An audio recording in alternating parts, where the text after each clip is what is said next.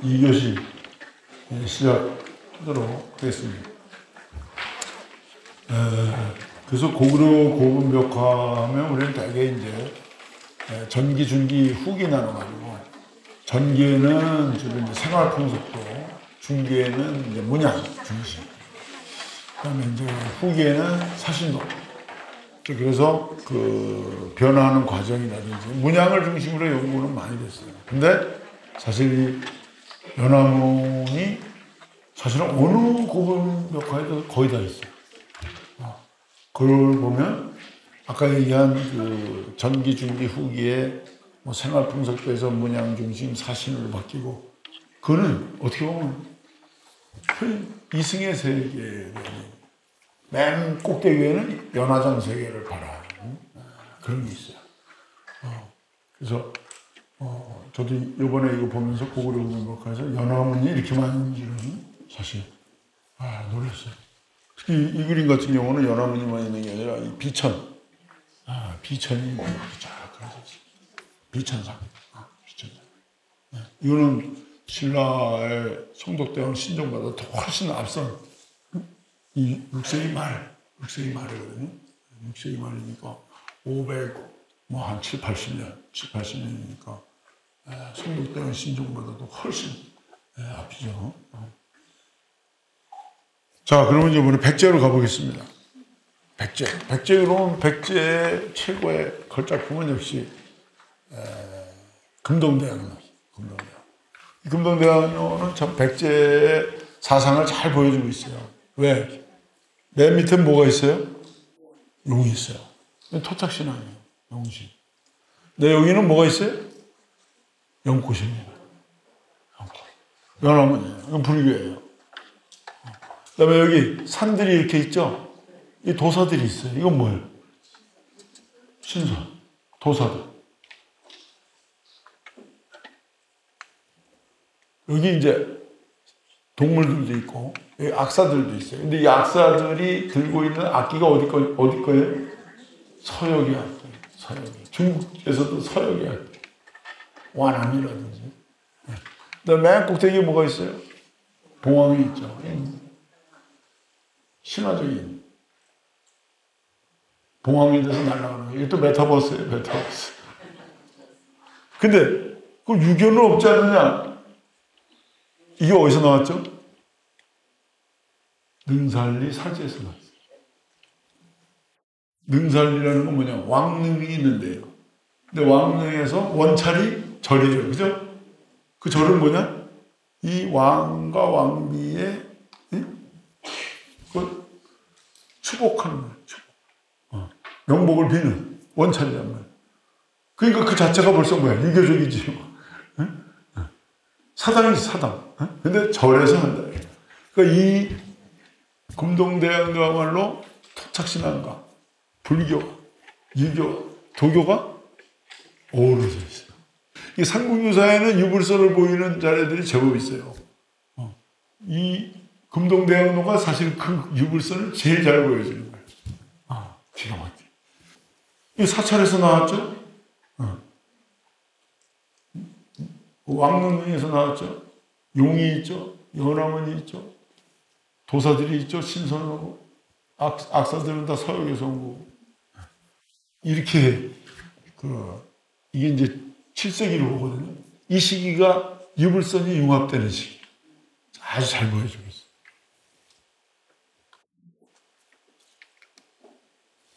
여기서 나왔어요. 처음에 뚜껑이 이제 이렇게 벗겨져 있었는데,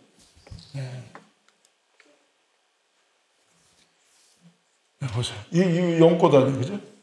연꽃. 연꽃에 동물들이 많이 그려져 있어요. 새겨져 있어요. 근데 동물 중에 재밌는 동물이 원숭이도 있고요. 악어도 있어요.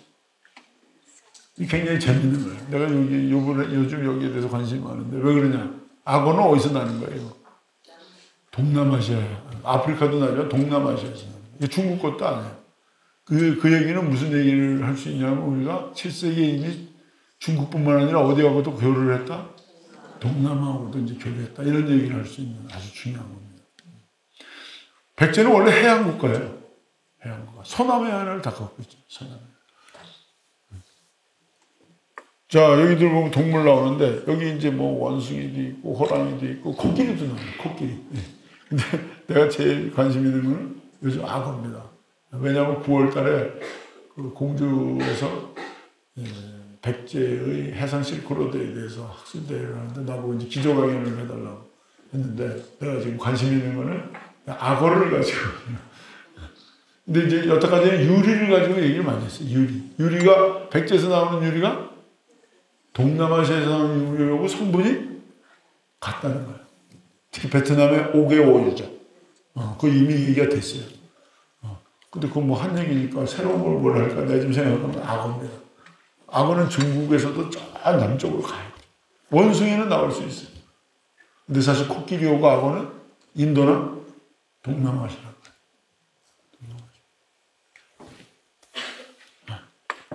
이제 사람도 나오는데 사람들 모습이 다 도사들이에요. 신사.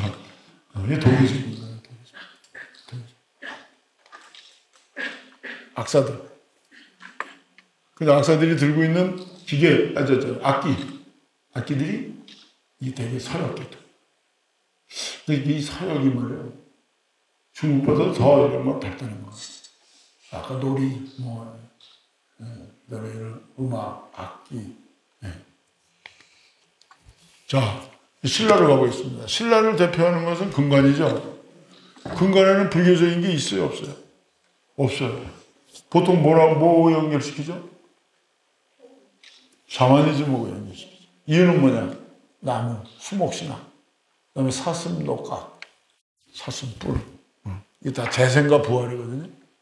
이것은 샤머니즘적 세계관을 갖고 있다. 이제 이렇게 얘기를 하죠. 그 다음에 이제 여기 관모라든지 또 허리띠 꾸미개도 보면 여기 이제 고기도 있고 물고기. 그다음에 고곡은 태아의 모습이에요. 태아의 모습. 이것도 재생과 부활과 관련된 이런 건데 이거는 이제 불교가 들어오기 이전의 유물이에요, 그죠? 마리칸 시기에 나온단 말이야, 마리칸. 근데 이제 왕으로 된 게 언제부터죠? 지중왕. 지중왕 다음이 뭐예요? 법흥왕. 법흥왕 때 이제 2차 도전 순교하는 거잖아요. 근데 지중왕 때 무슨 일이 있었어요? 지중왕 때 순장을 폐지합니다. 순장을 폐지한다는 건 뭐예요? 그래서 종교적으로 인간이 윤회한다라는 이제 관념이 있기 때문에 이제 순장을 폐지하는 거죠. 살생을 하면 살생. 그래서 이제 뭐 신라의 불교를 잘 보여주는 건 방가사회상. 이게 대표적인 거죠. 방가사회상. 지금 방가사회상이 두 개가 남아있는데, 하나가 78호, 83호.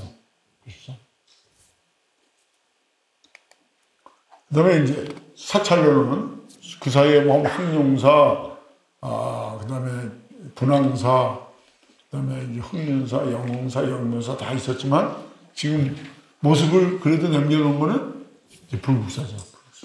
그리고 이제 통일 이후에 쌍탑제로 하면서 탑이 두 개 나오는데 불국사의 특징은 이 두 탑이 똑같지가 않다는 거예요. 이게 특징이죠.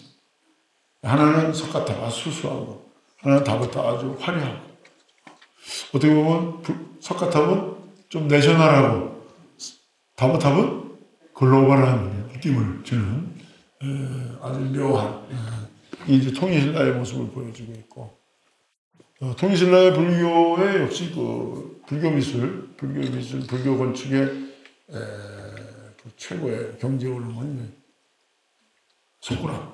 이 처음 발견됐을 때, 그냥 일도 없었죠. 다 이랑저랑 이렇게 하고 금강역사가 근육질을 자랑하는 이런 모습이었는데 이게 이제 간단한 미술이라는 거죠. 간단한 미술이라는 건 뭐냐면 이제 그 알렉산더 대왕이 인도를 이제 정벌하러 왔다가 정벌을 했는데 가다 죽었잖아요. 그래서 그때 이제 데리고 왔던 왕들이 장군들이 5 지역을 나눠서 다스리게 됩니다. 이 간다라 지역은 누가 다스리냐면 셀루코스 장군이 다스렸는데, 이 셀루코스가 이제 그리스 사람들이고, 지금으로 치면 그리스고, 그때로 치면 마케도니아. 근데 이때 이제 이 군대가 왔지만 군대만 온 게 아니잖아요. 그죠? 군사들도 왔고, 그때 예술가들도 왔고, 철학자들도 왔고, 미술가, 이런 사람들이 왔어요. 근데 그리스 사람들은 이렇게 돌을 보면 뭘 만들고 싶어요? 조각을 만들고 싶어요. 왜? 그리스나 로마는 다 돌 가지고 뭘 만들었어요? 신상을, 제우스, 그래서 여러 신들, 사랑의 신, 바다의 신, 포세이돈, 다 돌로 만들잖아요. 근데 이 간다나 지역에 와보니까 돌이 좋은 거예요. 요즘 우리가 인도 대리석이라는 말을 쓰잖아요. 인도 대리석. 이걸로 조각을 만들어야 되겠는데, 그 당시에 인도 사람들은 뭘 믿었어요? 불교를 믿었어요. 그전에는 사실은 불상을 안 만들었어요. 그 우상숭배라고 해서. 근데 이제 그 지역의 사람들이 불교를 믿기 때문에 불보살상을 돌로 만들기 시작했어요. 그래서 최초에 만든 불상을 보면 코가 어때요? 빼쭉하죠. 왜? 그리스 사람 같이 생겼어요. 머리가 어떻게 돼? 뽀글뽀글. 곱슬머리. 물론 인도 사람도 그렇지만 뽀글뽀글. 요게 중국으로 들어와서도 중국의 초기의 불상들 보면 빼쭉하고 날씬하고 이렇습니다. 불상들의 모습이. 근데 이게 이제 당나라로 가면서 어떻게 해요? 둥글둥글해져요. 특히 그 축천무. 여러분들 아시죠? 축천무의 얼굴을 가지고 이제 했단 말이에요. 얼굴이 둥글해져요. 아주 덕이 있는. 그래서 간다라 미술이 이제, 왜요? 간다라 미술은 뭐예요? 인도적인 거와 그리스의 뭐예요? 서양적인 게 합쳐진 거. 하이브리드. 요즘 말로 하면 융복합된. 그러니까 이게 세계적인 게 되는 거예요. 이게 이제 들어와서 당나라 가서 수나라, 이제 중국을 들어와서 남북조 시대 특히 수나라까지 그러다가 당나라 오면 아까 얘기들은 뭐예요? 굉장히 중국적으로 토착화돼요. 이게 이제 우리나라에 들어온 거예요. 그게 석굴암이에요, 석굴암. 석굴암 보면, 이렇게 하고 있는 거 보면 이거는 이제 서양적인, 서구적인 게 보여요. 그런 면도 있고 또는 인도적인 면도 있어요. 이게 다양해요. 여기 그리스적인 거, 인도적인 거. 그래서 이제 간단한 미술을 아주 최고로 치는 거죠. 11명관한 보살. 여기에서 인도적인 건 뭐냐? 지금 이 보살님이 입고 있는, 보살상이 입고 있는 옷이 뭐예요? 인도의 살이에요, 살이. 인도 사람이 입는 옷이 살이죠? 이렇게. 이게 바로 인도식이에요.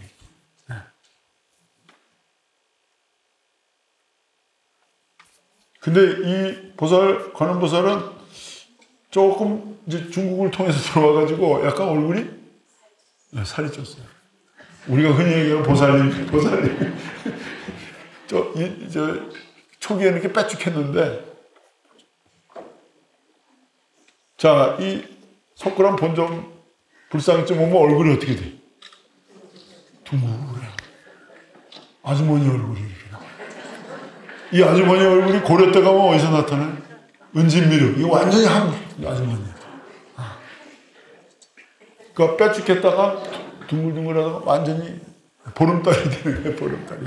이게 이제 그 지역에 가서 토착하는 모습. 근데 이 불상을 가만히 보면 말이야.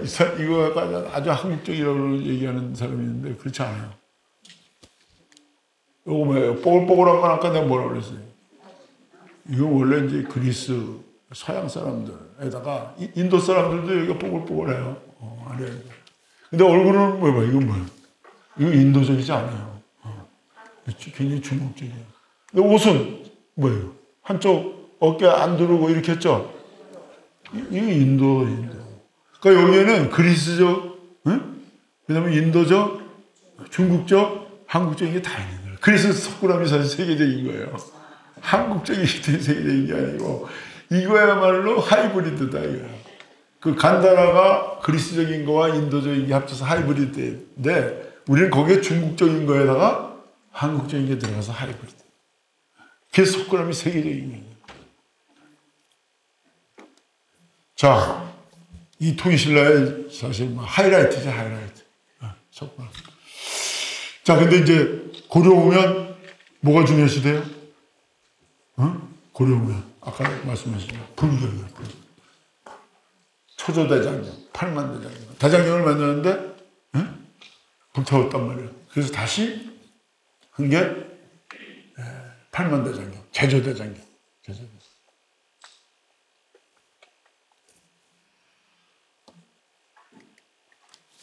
팔만대장경은 여러분들 뭐 행사 가서 장경 가서 많이 봤죠?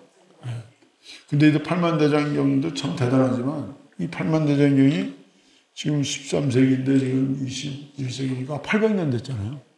근데 이게 잘 남아있다는 게 대단한 거예요. 그 건축을 잘하고 환경을 잘한 거예요. 이거 그 1970년인가 그때 시설을 새로 했어요. 그래서 옮겼어요. 불나면 어떡하나 그래가지고. 이 목조에 있었어요. 근데 거기 가가지고 좀 지나니까 습기가 차서 다시 돌아온 거예요. 이게 다 대단하잖아요. 그 이제 또 팔만대장경을 했다는 자체는 뭐냐면 이제 그 삼국시대나 통일신라만 해도 불상, 절, 타 이런 거 잘 만들었어요. 그리고 이제 경이라는 게 되게 이제 무구정 다란이 경이라든지 이런 정도였는데 팔만대장경이라는 건 뭐예요? 세계 이 당시에 있었던 모든 불경이 다 들어왔다는 거는 불교학에 대한 이해, 그렇죠? 비주얼한 가시적인 게 아니라 학문 자체에 대한 게 수준이 올라갔다는 거죠. 그리고 이걸 통해서 그 당시 고려인들의 뭐예요? 마음을 하나로 뭉치는. 그래서 몽고군이 쳐들어왔는데도 일편 싸우면서도 어떻게 해요? 팔만대장경이라는 걸 하잖아요. 여기에는 많은 사람이 동원되고 많은 재원이 있어야 되고 그렇죠? 어떤 사람이 보기에는 지금 싸우고 있는데 무슨 팔만대장경을 만들어. 근데 이게 중요한 게 뭐야? 모든 남녀노소 지배층 비지배층 다 뭐가 하나가 돼서 이거를 물리치자. 사실 그래서 이런 스님도 상궁유사 쓴 이유가 그거란 말이에요. 노차이지만 중앙과 지방 무신과 문신 신락의 고구려의 남녀노소가 모두 그래서 상궁유사의 주인공들은 지배층뿐만 아니라 피지배층 남녀노소가 다 있다. 그래서 우리 모두 함께 막아내자. 왜? 무신 정권에 대해서 불만인 사람들 있잖아요. 그죠? 니들끼리 싸워. 잘났어. 니들이 정권 잡았으니까 책임져. 이러면 이게 단합이 안 되잖아요. 그러니까 싸우면서 한 이유는 뭐냐? 우리 하나가 되자. 하나가 돼서 싸우는 거와 분열돼서 싸우는 건 다른 거죠. 자, 그래서 고려시대를 대표하는 것은 역시 불교 문화재는 이제 팔만대장경으로 알고 있고, 또 이 금성국 활자를 이제 이때는 처음에 이제 목판으로 했는데 그 다음에 나오는 것도 이제 금속 활자를 이제 많이 목판은 찍으면 찍을수록 좋아하는데 그 다음에 이제 금속 활자는 중요한 게 뭐예요? 필요할 때마다 빼다가 이 책도 쓰고 이 책도 만들고 이런 면이 좋아요. 자, 그런데 사실 그 팔만대장경은 불교학으로서는 의미가 있는데, 그죠? 불교 예술적인 면이 없는 건 아니지만, 그죠? 그 고려 때는 불교. 그럼 대개 사람들은 고려의 문화유산 그러면 다 뭘 생각해? 고려청자. 고려청자. 고려청자 아름답죠? 색깔, 피색. 그 다음에 그 곡선. 그 다음에 상강기법. 이 세계적이란 말이에요. 청자는 중국에서 들어왔어요. 그렇지만 중국 사람은 상감기법을 안 했다. 색깔도 우리 게 더 아름다워, 비색이. 그래서 그 서금이라는 선화봉사 고려대경 쓴 사람이 세밀하기를 알겠어요, 청자보고. 그 세밀하기가 아주 귀하다. 중국 거보다도 더 우아하고 아름답다. 근데 사실은 고려의 진짜 압권 예술의 앞부는 고려불화. 근데 왜 우리는 그런 고려불화에 대해서 그동안 관심이 없었냐? 우리나라에 남아있는 게 없어서. 지금 이게 한 160점 남아있는데 일본에 140몇 점이 있어요. 우리나라에는 한 10여 점. 미국, 유럽에 한 또 10여 점 이렇게 남아있어요. 이건 제가 국립중앙박물관장 할 때 한국박물관 100주년 기념 사업하면서 이 전시를 준비했어요.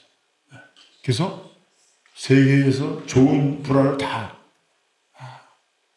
빌려와서 전시를 했어요. 이거는 이제 우리나라에 있어요. 지금 보여드리는 거는 리움에 있어요. 아미타 삼전도. 아미타 삼전불이 여기 와서 딱 이렇게. 아름답죠? 근데 이거보다 더 아름다운 불화가 있어요. 내가 제일 좋아하는 거. 수월가는. 이게 왜 수월가는 물이 있어요. 달이 있어요. 여기는 안 나타나는데 대개 이제 대나무가 있어요. 주로 이제 걸터 앉는 건데 여기는 섰어요.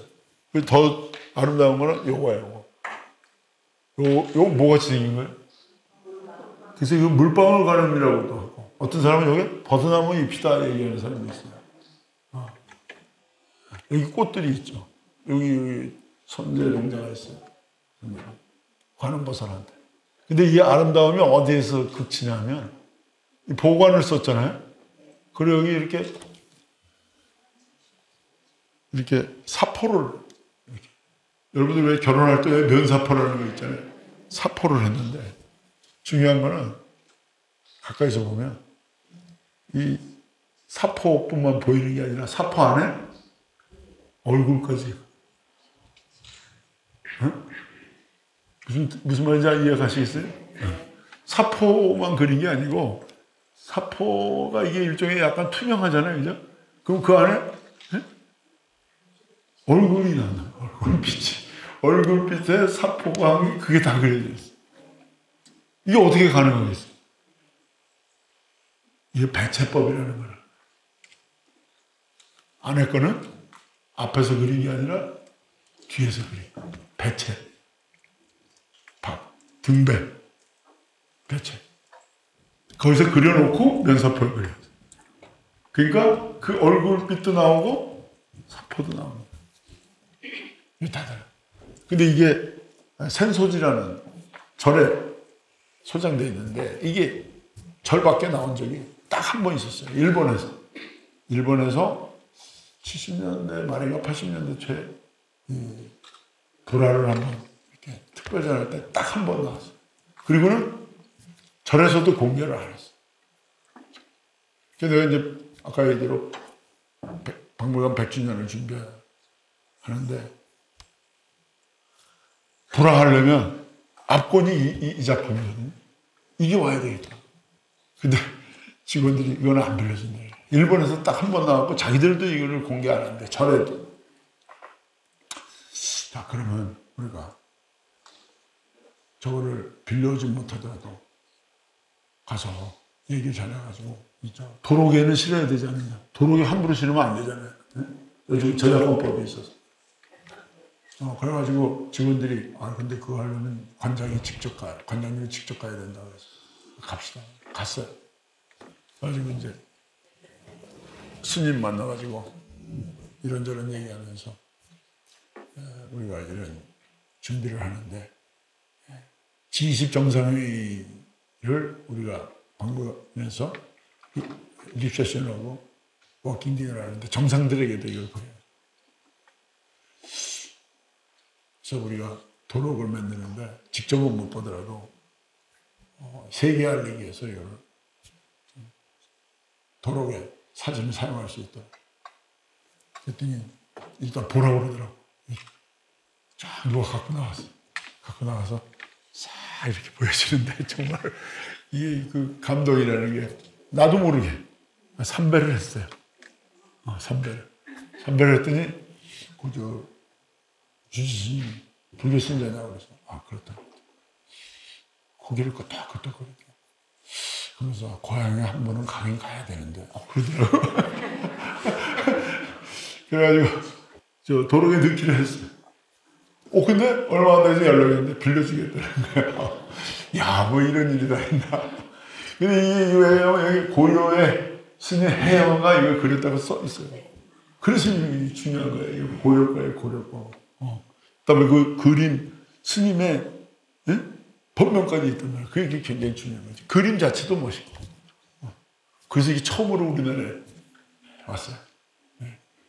그래서 하여튼 우여곡절 이 그림은 정말 지금도 잊을 수 없는, 여러분들 보기에도 아름답죠.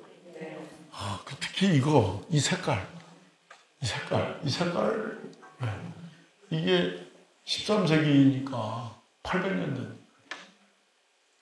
자, 이게 굉장히 여성적이라면 이게 또 앞권이 일본 단잔 신사에 있는 이게 남성적이에요. 이게 진짜 수월가람도의 전형이라고 할 수 있어요. 바위에 앉아 걸터 앉아. 이게 이제 다리고, 여기 선제동자가 있고, 여기 이제 영지라고도 하고 뭐 그러는데. 그러니까 이 두 개의 고려불화가 제일 아름다운 불화인데, 이건 남성적인 부분이 있고, 아까 그 수월가람도는 여성적이에요. 아주 두 부처님이 수월가람도가 멋있기도 하고 잘 남아있죠. 800년 된 그림인데. 이 두 불화는, 이 두 불화뿐만 다른 불화도 있지만, 고려 불화는 이 시기에, 고려나 동아시아가 아니라 세계적으로 최고의 마스터피스예요. 미켈란젤로가 나오기 전이지. 그 다음에 이제 뭐 여러분들 지금 절은 뭐 잘 아시겠지만 고려 때 절 그 건축에 남아 있는 거는 4개밖에 없어요. 부속사, 무량수전, 그다음에 수독사, 대웅전, 그다음에 봉종사, 그다음에 이제 객사문, 강릉 이런데 이 부속사 무량수전이 이제 유명한 거죠. 근데 이제 부석산 무량수전 유명하다니까 사람들이 다 가서 건축이 유명하다 이렇게 이제 보고 있는데, 사실은 그게 아니고 무량수전에 베를린 기둥에 기대 서서 앞을 보는 게 중요하다. 이게 뭐냐면 서양 건축과 우리나라 건축의 차이점이에요. 서양 건축은 정면성이 뭐예요? 건축 자체가 정면성. 근데 우리 건축은 건물에서 사는 사람이 앞을 바라보면서 사는 이게 정면이에요. 그래서 절을 지을 때 주산을 정하고 그 산을 중심으로 해서 절을 짓는. 그러니까 건축의 개념이 다른 거죠. 그죠? 파르테논 신전. 그 건축 자체가 좋은 거예요. 건축 자체. 교회도 그렇고, 서양의 건축. 궁궐도 그렇고. 근데 우리는 특히 절에서 밖을 바라보는 환경, 자연환경, 이게 아름다운. 조선후기에 특히 이제 아주 불교 미술로서 앞권은 감노탱이죠. 아까도 말씀드렸지만 불교적으로도 좋지만 여기 감노탱 보면 이렇게 놀이, 그 당시에 민속 이런 것들이 다 있어요. 그래서 그 시대에 민간인들이 어떻게 살았는지, 또는 그들이 염원하는 게 뭔지, 이런 것들을 이제 잘 알 수가 있죠. 그런데 이제 조선시대에 이제 연등회 같은 거는 이제 제대로 못했죠. 이 고려 때는 이게 지속적으로 이루어졌는데, 조선에 대해서는 조선 전기가 초에만 좀 있었고, 그 다음에 이제 이거 못했어요. 못하다가 이제 일제시대 때도 뭐 간헐적으로는 했지만, 그러다 이제 해방 이후에 이제 우리가 연등회를. 그래서 제가 문화재 청장 할 때 이 연등회를, 문화재로 지정하는 문제가 있었는데 계속 안 됐어요. 안 된 이유가 뭐냐. 중간에 끊어졌으니까 이 연결이 안 됐다. 그러다가 하여튼 제가 이제 장관 되면서 이거를 문화재 지정을 했습니다.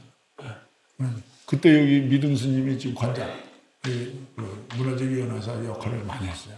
그래가지고 여러분들 부처님 오신 날 연도 하잖아요. 이게 문화재가 12년에 지정되고 몇 년 있다 또 유네스코 세계문화유산까지 됐어요. 이게 제일 진정성인데 이게 오다가 중간에 끊겼을 때 우리가 사실 끊기니까 그 이전 거를 우리가 알 수가 없잖아요. 그래서 이제 자료들 뭐 고정해가지고 지금 아주 다양하게 그런 생각이 듭니다. 지금은 뭐 여러 가지 아주 현대에 맞게 하고 있습니다. 그래서 하여튼 연등이 지금은 뭐 아주 축제로 돼가지고 불교계뿐만 아니라 아주 관광자원 내지는 외국인들한테 또 불교를 알리는 아주 중요한 역할을 하고 있는 것 같습니다. 자, 여기 보면 이게 이제 상국유사 권삼 탑상사 가석불 연좌석 쪽에 보면 여기 이렇게 나와 이제 앞에 이제 황룡사가 칠처가람이 하나다 하면서 여기 나와 전에 한번 참배한 바 돌의 높이는 5, 6척 가량이고 그 둘레는 겨우 산발이나 산발이며 우뚝하고 위는 편편하였다. 자, 이거는 뭐예요? 직접 와서 봤다. 근데 더 재밌는 거는 높이가 5, 6척이고 둘레는 겨우 산발. 산발이라는 거면 발은 뭐냐면 여기서부터 여기까지예요. 요 손가락 끝에서 손가락 끝. 근데 이게 거의 사람 키하고 비슷한 거예요. 그러니까 옛날에 자루 재기도 하지만 어림 잡아서 할 때는 하나 아름이죠. 하나 아름. 근데 여기서 지금 중요한 얘기는 전에 한번 참배한 바. 이런 스님이 직접 왔다는 얘기가 확실하게 나오죠. 근데 그냥 참배했다는 얘기만 아니라 높이는 5, 6척. 이것도 자기가 재본 거예요. 자기가 스님이. 그 다음에 둘레는 3발. 근데 5, 6척이라고 한 거 보면 이거는 자기가 다 올라가기가 그런 거고, 이 옆에는 이제 자기가 확실하게 잰 거죠. 그래서 이와 같이 그 다음에 맨 뒤에 보면 그 후 서산의 큰 벽난. 이게 뭐예요? 몽고의 침입이에요. 불정과 탑이 모두 타버리고 이돌도 파묻혀 겨우 땅과 평평하게 되었을 뿐이다. 그래서 이런 스님이 직접 왔다라는 게 문화유산 답사한 거죠, 요즘 말로는. 황룡사 장육과 관련된 이 얘기는 이제 이번에 있었던 많은 자료 중에 이용해가지고 처음에 진흥왕 때 거기 이제 궁궐을 지려고 그러는데 황룡이 나타나가지고 황룡사라고 했다. 그런데 이제 여기 17년 지나서 바다 남쪽에서 배가 와가지고 하곡현 사포에 닿았다고 그러는데 이 울산 쪽이에요, 울산 쪽. 이게 왜 왔냐? 천문을 보니까 원래 이제 여기다가 인도에서 불상을 하려고 했는데 인연이 안 맞아가지고 이쪽으로 왔다는 거예요. 그래서 그 지역에다 동축사를 세우고 이거를 이제 경주로 와가지고 황룡사에 불상을 완성했다. 이런 얘기입니다. 이거 아유광이 이걸 하려고 했는데 안 돼서 인연 있는 곳에 가가지고 되라. 그래가지고 모형은 동축사에 남고 그걸로 만든 게 황룡사에 있었다. 근데 이런 스님이 왔을 때도 이미 어떻게 했어요? 불에 타? 없었어요. 몽고 침입.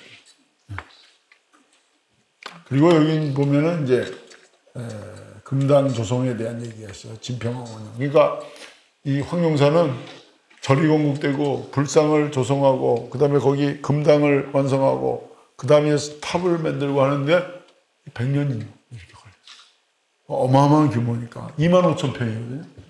거기 이제 첫 주지가 환희, 그 다음이 자장, 그 다음에 해운, 이렇게 황룡사의 주지의 이름들이 쭉 나오고 아까와 마찬가지로 몽고 침입으로 큰 불상과 두 보살상이 모두 녹아 없어지고 작은 석가상만이 남아있다. 굉장히 자세하게 남아있잖아요.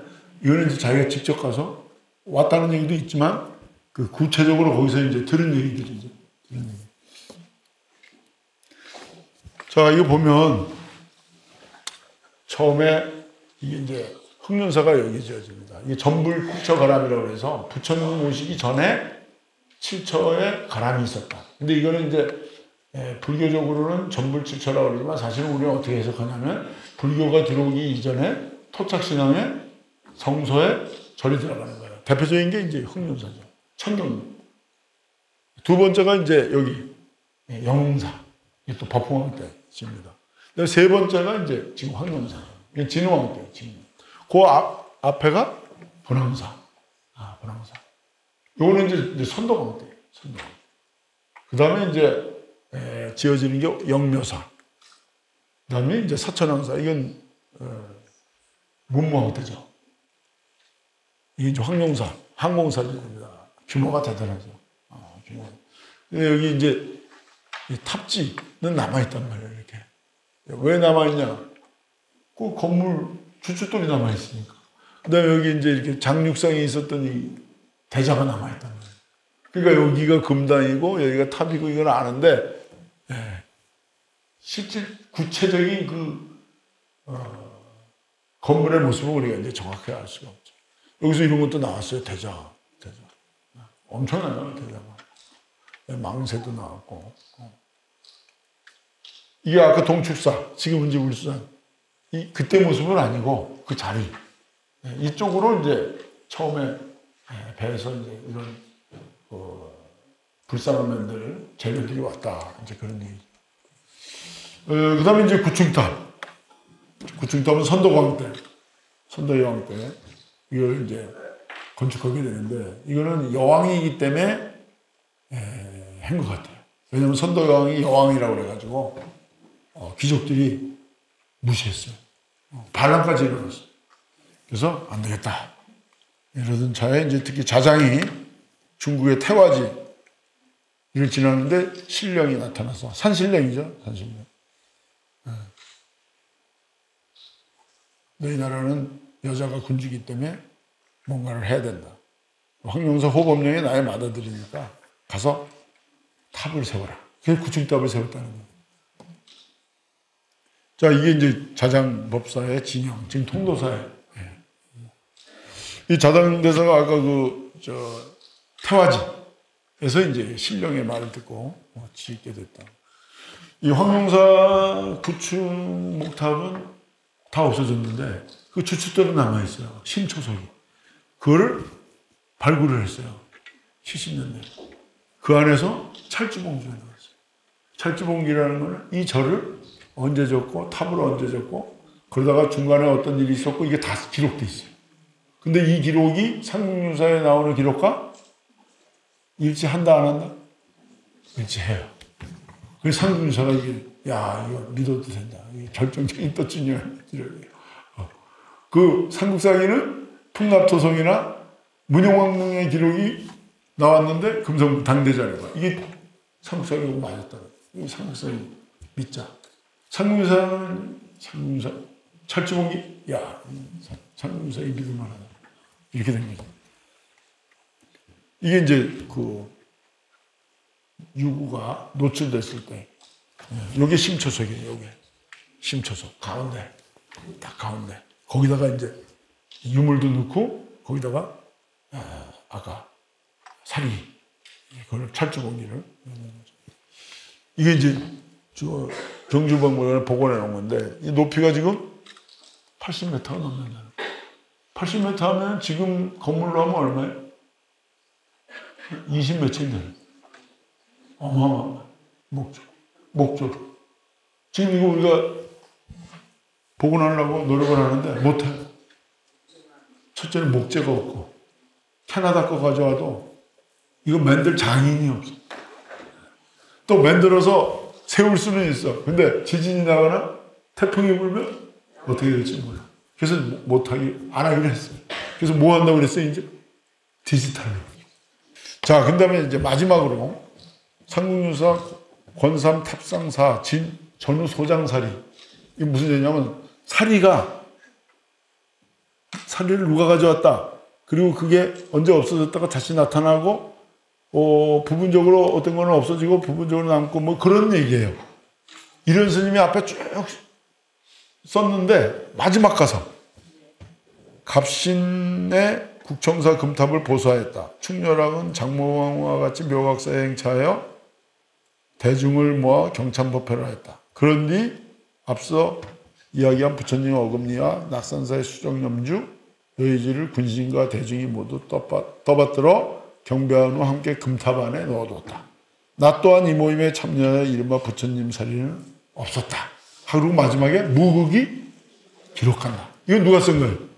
무극이 쓴 거예요. 요 앞에 거는 이런 스님이 쓴 거예요. 요 무극이 기록했다는 게 다 두 개 나와요. 요건 무극이 기록한 거예요. 무극이 기록했다는 말이 없는 거는 이런 스님이 쓴 거예요. 특히 아까 얘기했던 대로 5권에는 이런 스님이 썼다고 분명히 했어요. 그럼 뭐 다른 거는 뭐냐? 이게 의문이었는데 이 3권, 4권에 이런 스님이 직접 가서 내가 봤다 한 게 나와요. 만약에 이거를 무극이 봤다 그래서 뭐라고 썼을까요? 거기다? 무극이. 그렇기 때문에 이걸 가지고 어떤 사람은 무극이 쓴 거다 이렇게 얘기하는 사람인데 이건 잘못된 거예요. 무극이 한 거면 딱 두 개예요. 이건 무극이고 나머지는 왜 무극은 이런 스님의 제자예요. 제자가 건방지 이 스님이 은사 스님이 쓴 걸 자기가 쓴 걸로 할 수가 없죠. 그러니까 근데 요거는 뒤에 보충한 거예요.